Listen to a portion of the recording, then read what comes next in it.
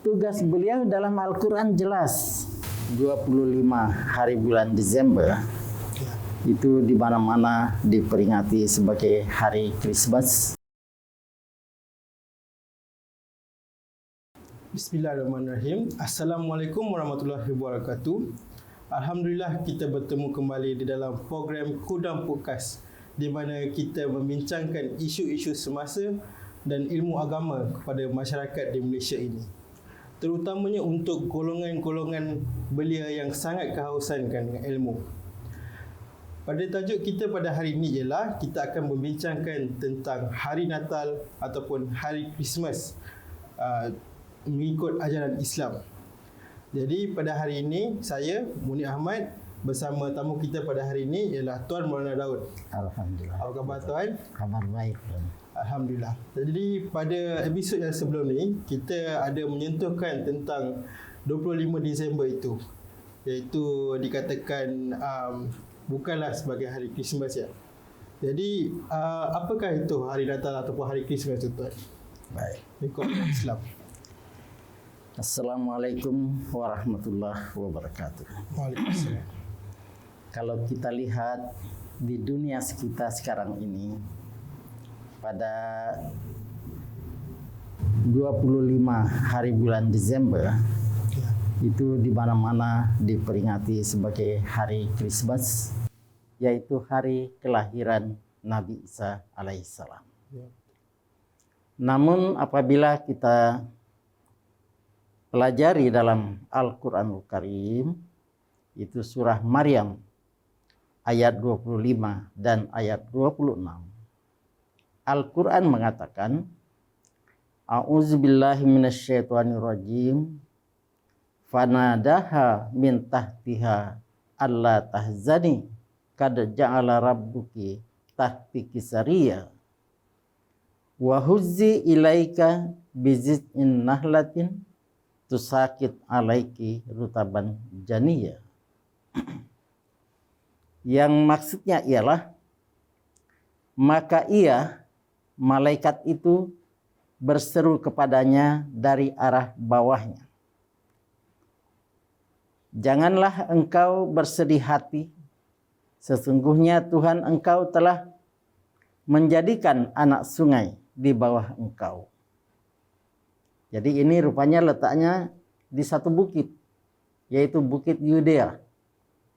Nah, di sana dikatakan malaikat berseru dari bawahnya, bukan dari bawahnya Maryam, tetapi di bukit itu di lereng yang sebelah bawah.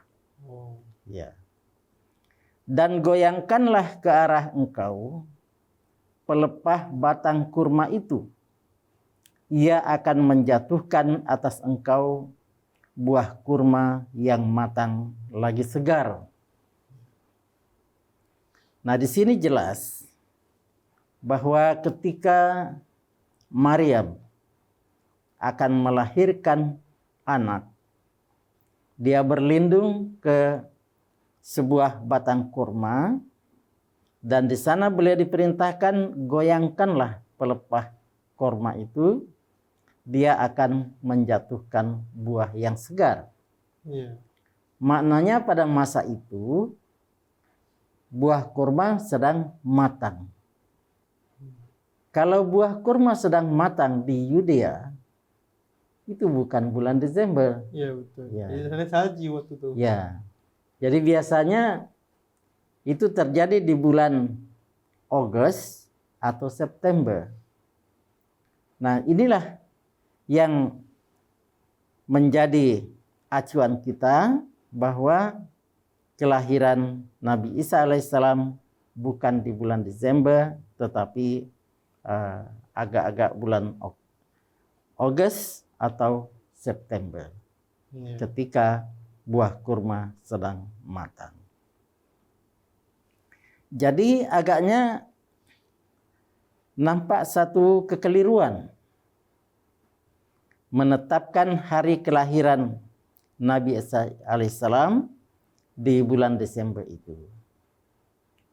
Mungkin kita boleh telusuri sedikit dari mana asal mulanya kenapa mereka menetapkan kelahiran Nabi Isa alaihissalam di bulan Desember. Iya, betul. Iya.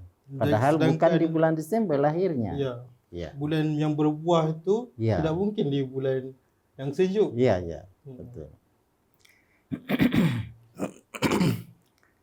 Jadi apa yang terjadi ialah bahwa penetapan kelahiran Nabi Isa alaihissalam di bulan Desember itu abad keempat setelah kelahiran Nabi Isa alaihissalam. Jadi sebelum itu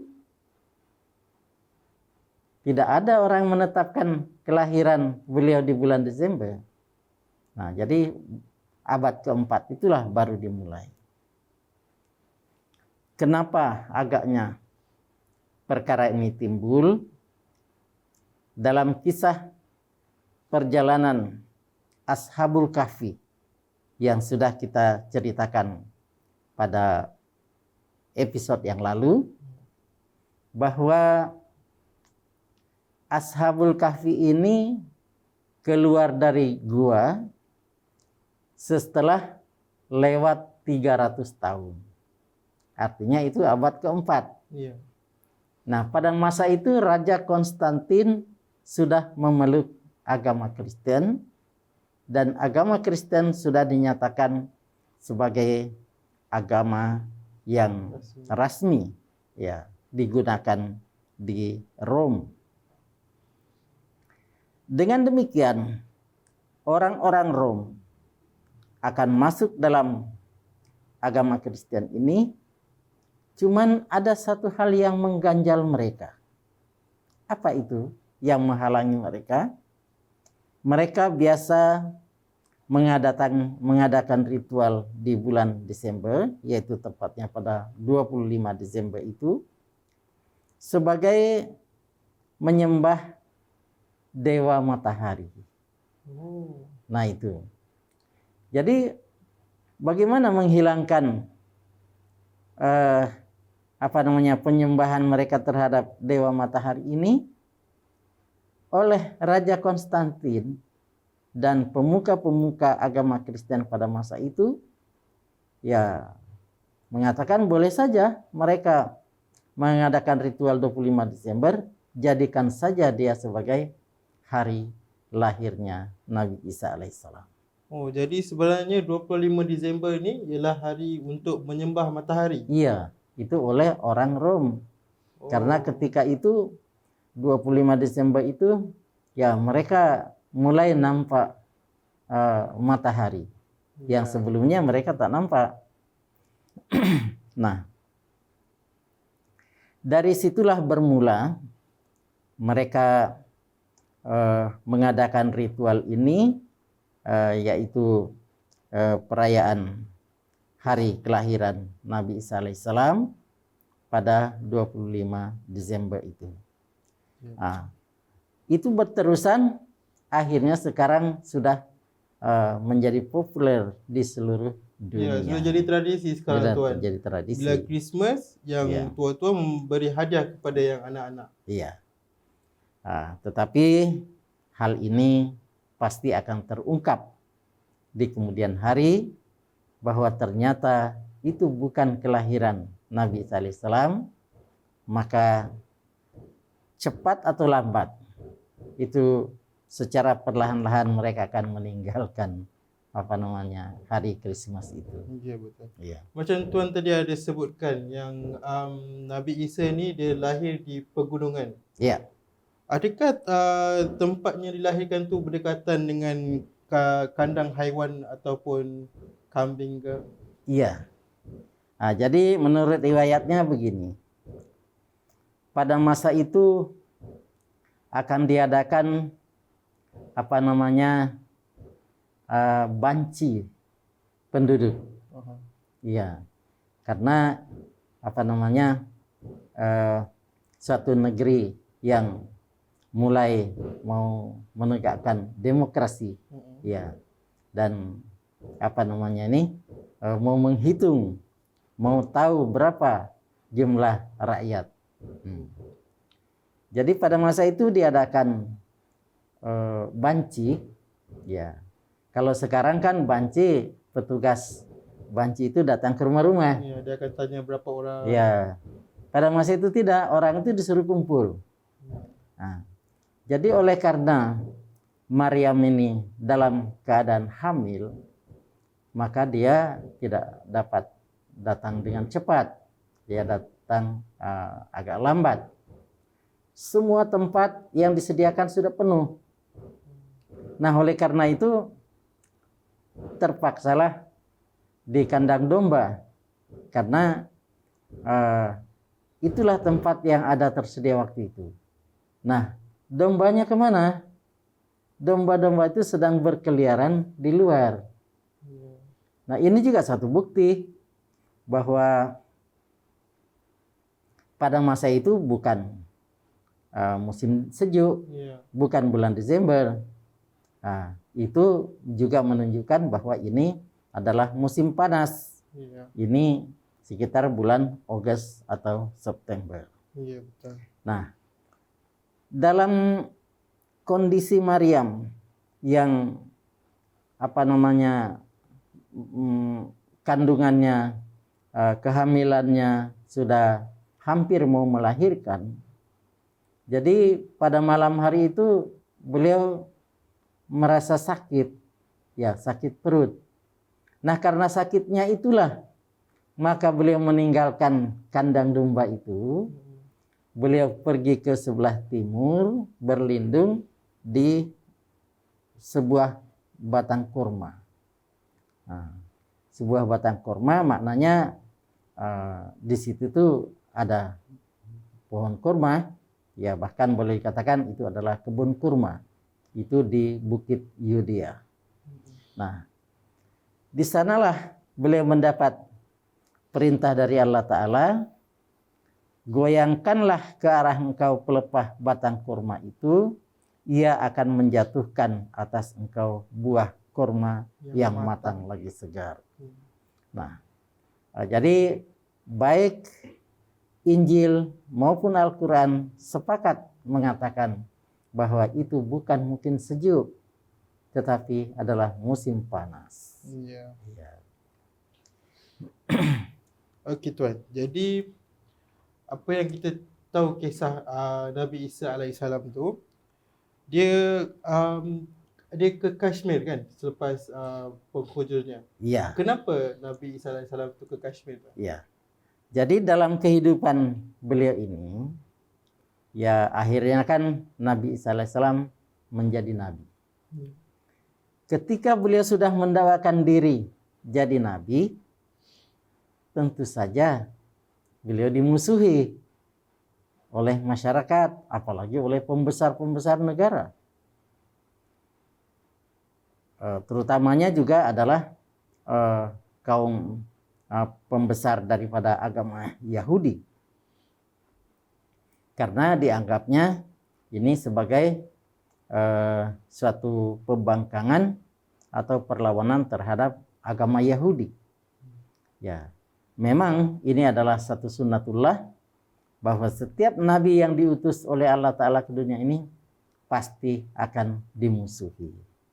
Tidak ada yang berjalan mulus terus langsung diterima, tidak ada perlawanan, tidak ada. Ya, semua ada perlawanan dulu.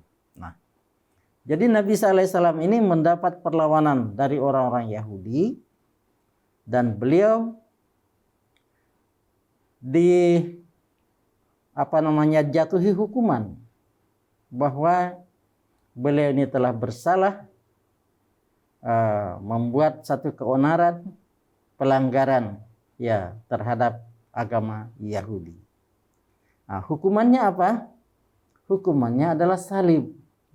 Nah, itu sebabnya maka mereka berusaha ingin menyalib beliau, sehingga kalau beliau betul-betul mati di kayu salib, kepercayaan orang Yahudi, siapa yang mati di kayu salib itu adalah mati terkutuk. Nah, jadi mereka ingin membuktikan bahwa Nabi Isa ini bukan seorang nabi, tapi dia nabi palsu. Nah, tetapi karena beliau adalah betul-betul seorang nabi yang benar, seorang rasul dari Allah Subhanahu wa taala, maka tentu Allah Subhanahu wa taala menolong beliau. Dengan pertolongan dari Allah Subhanahu wa taala, orang Yahudi tidak berhasil membunuh beliau di kayu salib. Walaupun memang beliau dipakukan di kayu salib, tetapi tidak sampai mati. Nah, jadi disitulah pertolongan Allah Ta'ala. Beliau diturunkan dari kayu salib dalam keadaan pingsan, seolah-olah sudah mati.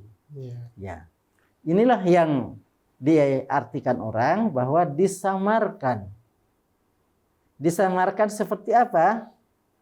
Di situ tidak ada perkataan orang lain disamarkan seperti Nabi Isa, tidak. Tetapi Nabi Isa itulah yang disamarkan. Disamarkan seperti orang yang sudah mati. Jadi orang Yahudi menyangka ini sudah mati. Sudahlah, turunkan saja tanpa dipatahkan tulang-tulangnya. Karena biasanya orang yang disalib itu tulang-tulangnya turut dipatahkan. Selepas diturunkan, dia nak pastikan. Ya. Dipatahkan. Nah, ini karena dianggap sudah mati, jadi tidak dipatahkan. Sedangkan murid-murid Nabi Isa alaihissalam yakin dan tahu bahwa ini tidak mati. Ya. Jadi mereka mohon kepada Pilatus, itu hakim yang menjatuhkan hukuman terhadap Nabi Isa alaihissalam, untuk mereka merawatnya. Jadi disitulah mereka merawat Nabi Isa alaihissalam, dikasih salep, dikasih obat-obatan, lalu dikafankan, ya seperti orang mati, ya, lalu dibawa ke tempat pemakaman. Nah, tempat pemakaman mereka ini bukan seperti kita, dimasukkan dalam tanah lalu ditutup, tidak. Ya, tetapi dalam satu macam bilik. Jadi tidak ditutup rapat dengan tanah. Setelah jenazah itu diletakkan di situ, maka pintu bilik itu ditutup, ya, dengan batu. Kebiasaan orang Yahudi, kalau sudah 3 hari orang itu dimakamkan, mereka datang tengok. Murid-murid Nabi Isa alaihissalam pun datang menengok kuburannya pada masa itu. Setelah mereka dapati bahwa batu yang menutupi pintunya itu sudah jatuh, orangnya sudah tiada, tinggal kain kafannya. Jadi mereka yakinlah. Ya, mereka yakin ini hidup. Masih hidup. Ya. Dan ternyata dalam Injil juga memang disebutkan bahwa setelah penyaliban itu Nabi SAW menjumpai murid-muridnya, ya, secara sembunyi-sembunyi. Nah, ini menunjukkan bahwa memang beliau tidak wafat di kayu salib. Lalu setelah penyaliban itu, tapi beliau selamat, tentu beliau tidak mau lagi tinggal di tempat itu. Bahaya. Ya, itu membahayakan nyawa beliau. Oleh karena itu beliau tentu ingin menyempurnakan tugas yang beliau emban dari Allah Subhanahu wa taala. Tugas beliau dalam Al-Qur'an jelas. Surah Ali Imran ayat 50, wa rasulan ila bani Israil. Beliau adalah seorang rasul yang diutus khas untuk kaum Bani Israel. Tentu beliau akan mencari orang-orang Bani Israel pada masa itu untuk disampaikan ajaran kepadanya. Nah, kaum Bani Israel yang ada di Yerusalem pada masa itu hanya ada 2 suku. Ya. Sedangkan Bani Israel ini ada 12 suku. Mana 10 suku lagi?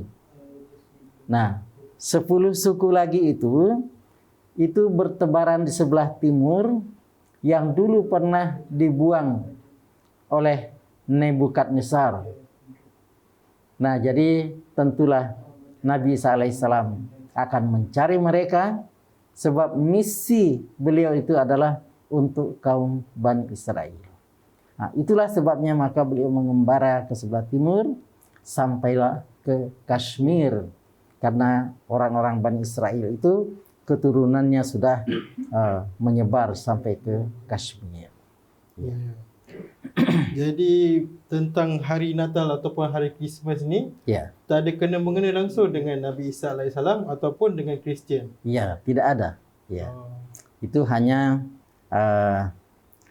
diubah sesuai supaya orang Rom boleh masuk Kristen pada masa itu. Ya. Iya, karena mereka biasa mengadakan ritual yang 25 Desember itu. Iya.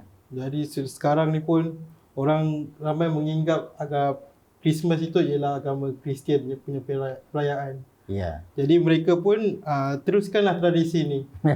Ibu bapa memberi anak-anak hadiah, Iya. menunggu Santa Claus. Tapi ni Begitu. semua tak betul ya Ya, kan? ternyata bukan itu hari kelahiran Nabi Isa alaihissalam. Alhamdulillah. Kita pun dah dapat banyak input tentang Nabi Isa alaihissalam, tentang hari Christmas dan siapa yang penyebab Christmas ni sebenarnya. Banyaklah input yang kita dapat hari ni. Jadi tuan, apa pendapat tuan tentang hari Christmas? Macam mana kita nak membetulkan balik Oh, untuk orang bagi tahu yang ini sebenarnya bukan perayaan Kristian. iya, Kristian dan Islam tak perlu merayakan perayaan ini. iya. Untuk membetulkan balik, ya terutama kita kembali merujuk kepada kitab suci. Baik Al-Quran, begitu juga Injil yang menceritakan hal itu. Di dalam Injil sendiri, ya banyak sekali disebutkan bahwa ya pada masa itu adalah musim panas. Ya, gembala-gembala domba sedang berkeliaran di luar, sedang mengembala di luar. Itu adalah Maka musim situ panas. dah kuat dah kan tuan. Iya, itu Dia kuat. menandakan yang bukan kelahiran Nabi Iya, Isa. bukan kelahiran Dan Nabi Isa. Islam juga tidak pernah menyambut hari kelahiran setiap nabi-nabi yang ada. Iya. Kenapa kita patut menyambut hari kelahiran Nabi Isa alaihissalam? Iya. Itulah, jadi kita tidak patut menyambut hari kelahiran itu. Ya, sebab Nabi kita Muhammad sallallahu alaihi wasallam tidak mengajarkan kepada kita untuk menyambut hari kelahiran atau yang dikatakan hari lahir dan lain sebagainya itu ya tidak ada diajarkan oleh Nabi Muhammad sallallahu alaihi wasallam. Nah, jadi umat Islam ini sebetulnya terikut-ikut kepada budaya barat.